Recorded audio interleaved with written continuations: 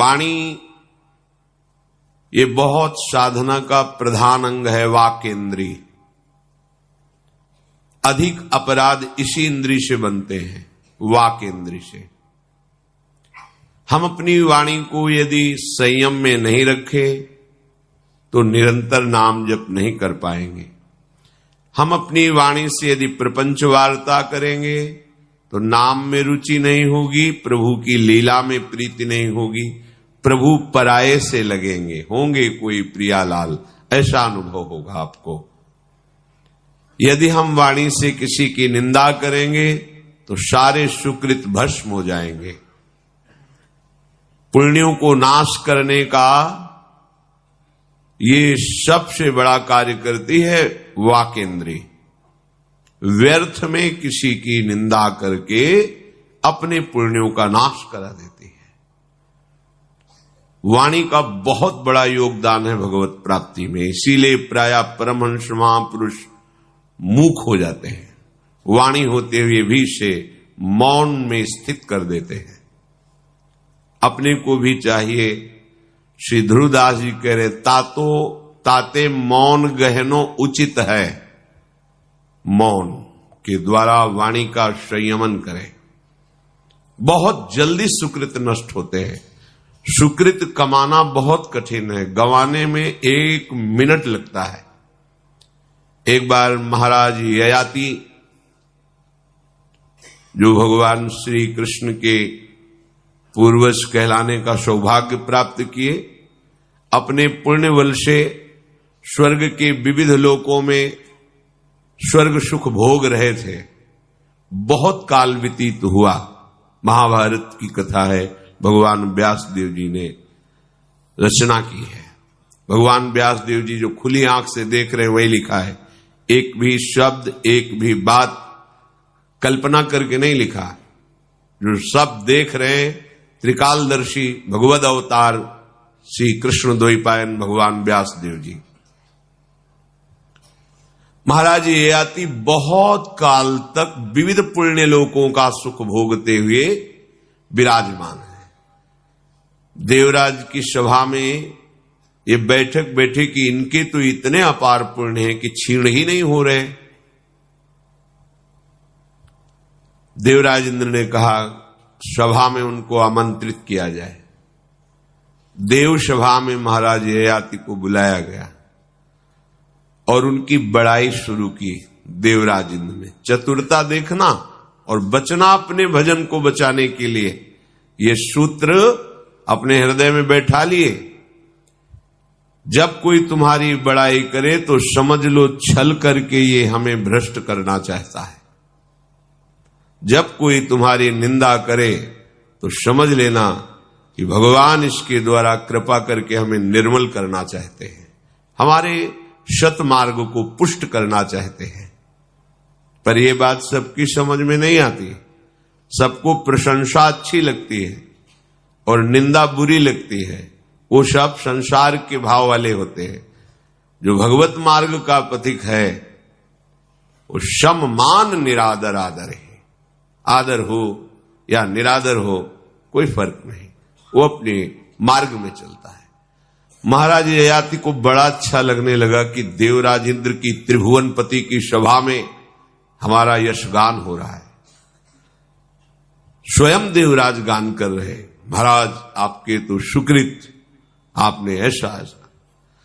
तो आपने क्या ऐसा किया कि आज तक आप स्वर्ग में टिके हुए, आपके पुण्य क्षीण नहीं हुए? आप ध्यान दीजिए, प्रशंसा जब सुनी जाती है तो उसमें बड़ा भारी दोष उत्पन्न होता है।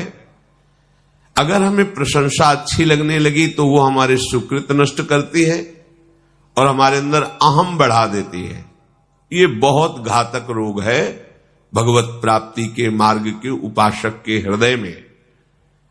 जब आपकी किसी भी सेवा की, भजन की, भागवतिक वृत्ति की बड़ाई होने लगे तो कान में अंगुली डालो, ना सुनो अपनी प्रशंसा, नहीं तो आपके सुकृत क्षीण होंगे और अहम बढ़ जाएगा। जिस अहम रूपी रोग का हम नाश करने में लगे हैं परमार्थ के बल से, वही बढ़ जाएगा। जिसका देहाभिमान गलित हुआ है, मन एकाग्र है, किसी नवीन विषय के भोगने की इच्छा नहीं है, वो ब्रह्म प्राप्त हो रहा है। शब्द याद कीजिए, देहाभिमान गलित हो रहा है, किसी भी नवीन विषय के भोगने की इच्छा नहीं, मन लक्ष्य पर एकाग्र है, वो भगवत प्राप्त हो रहा है, वो जीवन मुक्त की भूमिका पर पहुंच रहा है। ये हम बहुत प्रारंभ में ही है सृष्टि के, एक छोटी मोटी वृत्ति नहीं आम की, इसी ने पूरी सृष्टि चक्र को घुमा रखा है। ये याति महाराज ने कहा, ना कोई ऐसा ऋषि हुआ है, ना कोई ऐसा होगा, ना कोई ऐसा है जैसा मैंने तप किया, ऐसा कोई भी दानी नहीं जो मेरे समान। शुरू हो गए अहम का बोलना। बस देवराज इंद्र मुस्कुराए, काम बन गया। उनका एक सावधान, तुमने संपूर्ण विश्व के ऋषियों का अपमान कर दिया, संपूर्ण तपस्वियों का अपमान कर दिया, संपूर्ण सुकृतशालियों का अपमान कर दिया, तुम हमारे स्वर्ग के रहने लायक नहीं, अभी भ्रष्ट हो जाओ। सारे सुकृत नष्ट हो गए, खोपड़ी के बल उल्टा वहां से गिरना प्रारंभ किया। अब तो त्राहिमाम बोल पड़े। महाराज ययाति ने कहा, आप सब भगवत स्वरूप हैं, मेरे से गलती हो गई, मैं गिर तो रहा हूं, पर आप एक कृपा कर दो, संतों के बीच में गिरूं। गिर तो गया, मेरे से गलती हो गई, पर मैं संतों के बीच में गिरूं, ऐसी कृपा कर दो। तथास्तु, ऐसा ही हो। आकाश मार्ग से सीधे खोपड़ी के बल आ रहे थे। ये महाराज शिवी आदि बड़े बड़े भगवत समर्पित राजर्षि बैठ करके भगवत वार्ता कर रहे थे, तो देखा कोई स्वर्ग से तेजोमय विमान से उल्टा गिराया जा रहा है। जे ही नजदीक आए तो मैं अपने भजन और साधना का जो भी फल है इस तेजस्वी महापुरुष को अर्पित करता हूं, ये भूमि पर न गिरने पावे, वहीं रुक जाए। रुक गए, सबने अपने अपने सुकृत दे दिए, वो नीचे नहीं आ पाए, पुनः स्वर्ग पहुंच गए। दैन्यता, पश्चाताप, ये ऊंचाई पर चढ़ाता है। अभिमान, गर्व, प्रशंसा सुन करके ये आपका पतन करता है। और ये बात केवल वाणी से हुई महाराज ययाति से, कोई अपराध शारीरिक नहीं किया, वाणी से बोल गए ऐसा। आप उपासक हो, वाणी को संभालिए। वाणी एक अमोल है, जो कोई बोले जानी, ये तराजू तौलिके तब मुख बाहर आनी। आप संसारी व्यक्ति नहीं है, बस बोलते चले जा रहे हैं, क्या बोल रहे हैं, क्या परिणाम होगा आप सोच नहीं रहे, तो आप साधक कैसे हो? कम शब्द बोलो, बहुत ज्यादा सुनो। भगवद वार्ता, भगवन नाम कीर्तन, महात्माओं की वाणी, ये सुनो। आप कम बोलो, कहीं उत्तर देना है कम शब्दों में उत्तर दो, क्योंकि नाम छूट जाएगा ज्यादा बात करोगे।